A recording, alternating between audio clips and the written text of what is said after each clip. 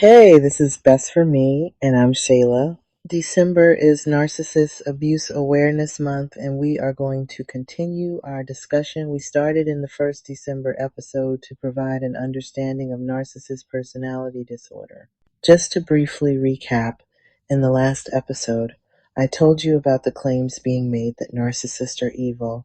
They are so self centered and obsessed with control, they will do evil things to get their needs met.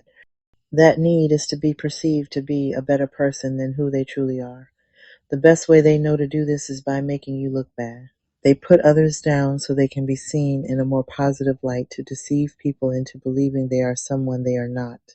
I also shared something that I've always known, but Miss Julie Hall, the author of The Narcissist in Your Life, solidifies it in her book.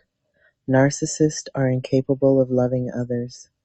I want to make sure you hear this because you may be thinking the narcissist will change and get better and stop doing the things that devalue you and discredit your character. They won't. Narcissists can't love you, so they won't change. The narcissist in my life is my mother, and she's done so many hateful and evil things in my life that I know this to be true. It's not a speculation. She's told me to my face that she hates me and wishes I was never born. I tell my story in my ebook, You're Not My Mother, You're a Narcissist. Get my book now while it's being discounted for Narcissist Abuse Awareness Month.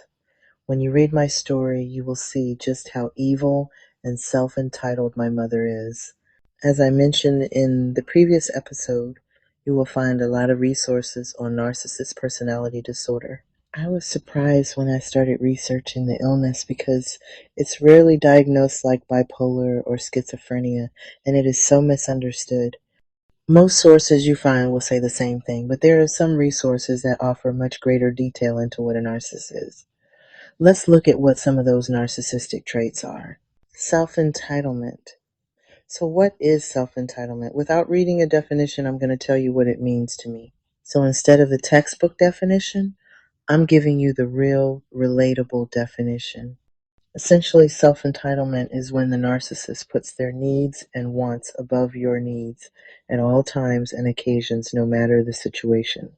For example, when you leave your home, become an adult, and get married, your immediate family should come first.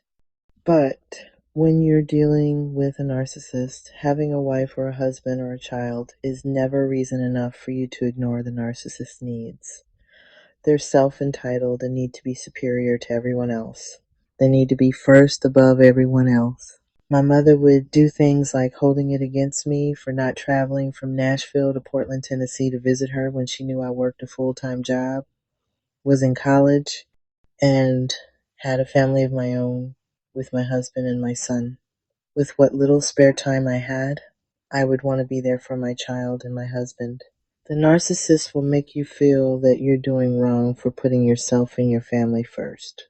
The thing that is so very ironic is my mother wouldn't come to visit us. My mother could be right here in Nashville at a doctor's appointment, and being the daughter I tried to be, I would ask where I could meet her and her pastor, who she would get to bring her to Nashville. Even though she could drive on her own, they would go out to eat after her appointment. So I thought it would be an opportunity for me to see my mother and for my mother to see me since she was in the vicinity. My mother would make excuses for me not to meet with them, saying things like I should save my gas.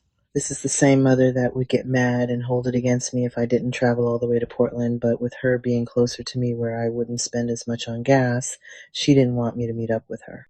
She's done this more than once. I concluded two things about her behavior over time. One is that my mother didn't want me to take the attention away from her.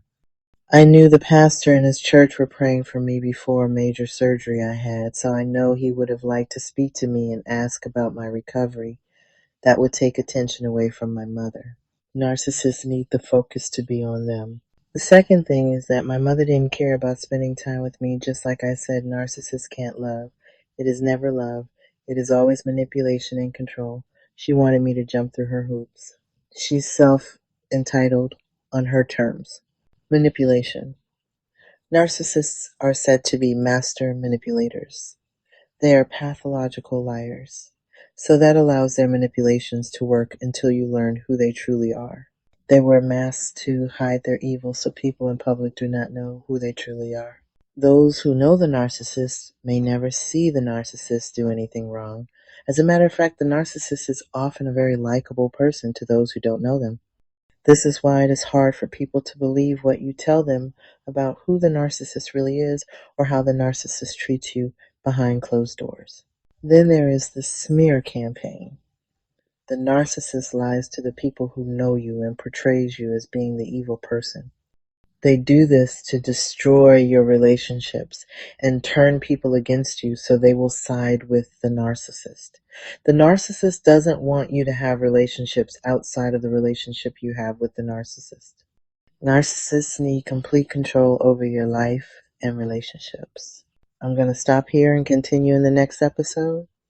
Stay tuned. This is Best for Me, and I'm Shayla.